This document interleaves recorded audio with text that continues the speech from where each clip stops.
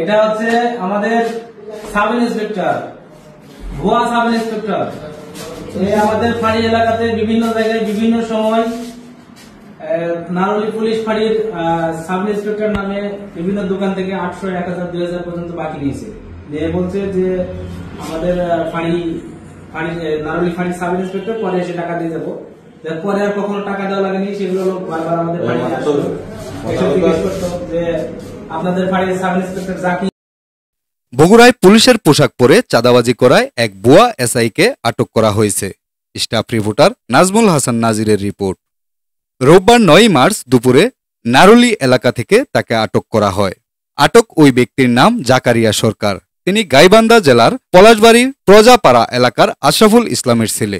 এসব তথ্য নিশ্চিত করেছেন বগুড়ার অতিরিক্ত পুলিশ সুপার সুমন রঞ্জন সরকার। পুলিশের এই কর্মকর্তা জানান, জাকারিয়া প্রায় 2.5 বছরের বেশি সময় বগুড়া শহরের নারুলি পশ্চিম পাড়ায় বিভিন্ন বাড়িতে ভাড়া থাকেন। নিজেকে নারুলি পুলিশ ফাঁড়ির সাব ইন্সপেক্টর পরিচয় দেন।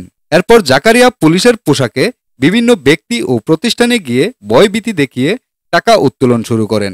আশপাশের দোকানে গিয়ে বাকিতে চাল, ডাল, তেল সহ বিভিন্ন পণ্য নিলেও মূল্য পরিশোধ করেননি। দোকানি টাকা চাইলে তিনি বলেন, এখন নারুলি ফাঁড়িতে কাজে আসি, পরে পরিশোধ করব। এভাবে বেশ কয়েকটি দোকানে তার 18 থেকে 2000 টাকা পর্যন্ত বাকিতে পণ্য নেওয়া আছে। সম্প্রতি তিনি শহরের সেউজগাড়ি এলাকায় বাসা ভাড়া নেন। এদিকে ভুক্তভোগীরা বিভিন্ন সময় ফাঁড়িতে এসে সাব ইন্সপেক্টর জাকারিয়া সরকারের বিরুদ্ধে অভিযোগ করেন, কিন্তু কেউ ফাঁড়িতে কর্মরতদের মধ্যে জাকারিয়াকে শনাক্ত করতে পারেননি। জাকারিয়া রবিবার বেলা 2:30টার দিকে সাবেক বাড়াবাড়ি নারুলি পশ্চিম পাড়ায় মতিয়ার রহমানের বাড়িতে আসেন। এ সময় তার পরনে পুলিশের সাব ইন্সপেক্টরের শার্ট ও প্যান্ট ও ব্যাগে জুতা এবং ক্যাপ ছিল। নারুলি ফাঁড়ির পুলিশ সদস্যরা খবর পেয়ে দ্রুত সেখানে গিয়ে প্রতারক জাকারিয়া সরকারকে হাতে নাতে আটক করেন।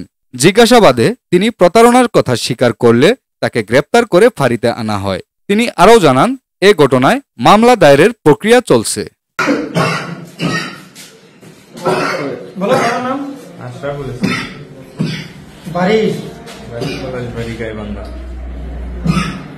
গাইবান্ধা পলাশবাড়ি। মায়ের নাম কি? মায়ের নাম জাহিনুর বেগম। পড়াশোনা কত দূর করছেন? ক্লাস 9 পর্যন্ত। ওরে বাবা, 9 পাশে ডাইরেক্ট ভর্তি সাব ইন্সপেক্টর। ক্লাস 9 পাস করে ডাইরেক্ট ভর্তি সাব ইন্সপেক্টর। কাম তো সাইডে লাইছেন। ইতিপূর্বে কোন জায়গায় ছিল কর্মরত? আগে কোন জায়গায় ছিলেন কর্মরত? রংপুরে। এই তুমি এর সম্পর্কে কি জানো ভাইয়া? আমি ওর সাথে এক বাসায় থাকতাম, এক পাশাপাশি বাসার মধ্যে 2টো রুম। তো উনি আমাকে বলতো যে উনি ডিবিতে আছে, এই পরিচয়ে উনি ওই বাসায় ছিল। তো অনেক সময় ওর চলাফেরা দেখে জিজ্ঞেস করতাম যে তুই কিসে আসো, প্রশাসনে আসো নাকি আসো, ড্রেস করে দাও না কেন? তা উনি বলে আমি এসপি অফিসে সবসময় থাকি স্যারের সাথে, তো অস্ত্র ফস্ত্র যা আছে এসপি অফিস থেকে নিই, ডিউটি সেরে আবার এসপি অফিসেই দিই।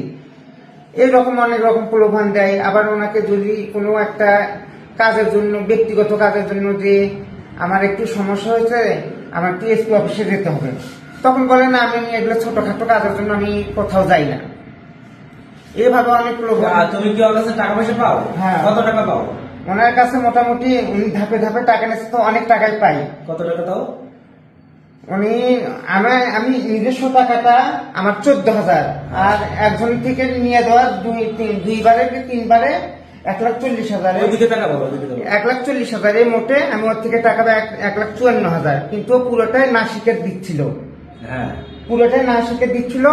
এই জন্য আমি যে এখানে থাকতাম সেখান থেকে উনি ওখানে কি পোশাক পরে কোনোদিন পোশাক না, কোনোদিন পোশাক, আমি তো বাসায় আজকে শুধু পোশাক পরেছিল তাই তো? হ্যাঁ, আজকে শুধু পোশাক পরেছিল।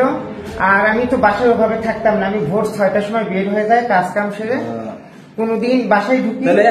আজকে রাতে তো আগে কতদিন পোশাক পরে দেখবেন, আজকে ফার্স্ট পোশাক পরে? হ্যাঁ, পোশাক পরা আজকে দেখলাম। আর প্লাস পোশাকটা ওর রুমে সবসময় হ্যাঙ্গার করে ঝুলানো থাকতো। হ্যাঙ্গার করে ঝুলানো থাকতো? হ্যাঁ, ইস্ত্রি করা থাকতো না? কতদিন ধরে ছিল? কতদিন ধরে ছিল? একে তিনি মনে করেন ও ফলপট্টিতে যাওয়া আসি করতে 2022 সালের মাঝামাঝি। ঠিক আছে স্যার, আপনি ভালো থাকেন, আপনার জন্য দোয়া ও শুভকামনা রইল স্যার। খুব সুন্দর হয়েছে, শার্টটা খুব মানাইছে স্যার। আরে সাবধান হন, সাবধান স্যার। এইভাবে সাবধান হইতে হবে না, উনি অনেক সুন্দর সেলফি দিতে পারে, হ্যাঁ অনেক সুন্দর selfie একটা দিতে পারে। সেলফি